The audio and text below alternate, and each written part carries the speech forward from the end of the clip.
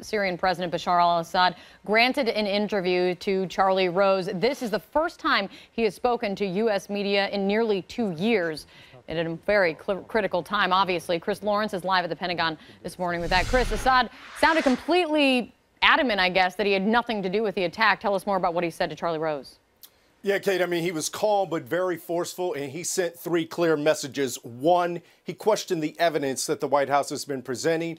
2, he made a direct appeal to congressmen and congresswomen right here in the United States, and he sent a warning to Americans about what may happen after any potential airstrike. First, to that evidence. The U.S. has said it has satellite photos. It has evidence that the rockets were fired from a region that Assad's forces controlled. And Secretary Kerry has mentioned that on the stump in Europe. But Assad directly went after Kerry and said it's not enough. It's not about confidence, it's about evidence. The Russians have completely opposite evidence that the missiles were thrown from area where the rebels control. Nothing so far. Well, not single shred of evidence. Charlie Rose also asked him what would happen in the event of an actual airstrike. And Assad said there would be retaliation, and in what way may come as a shock to a lot of Americans. Will there be attacks against American bases in the Middle East if there's an airstrike? You should expect everything.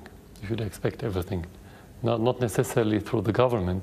It's not only the governments are not the only player in this region. You have different parties, you have different factions, you have different ideology. You have everything in this region now.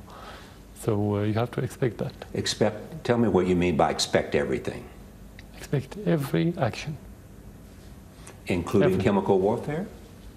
That depends if the rebels or the terrorists in this region or any other group have it.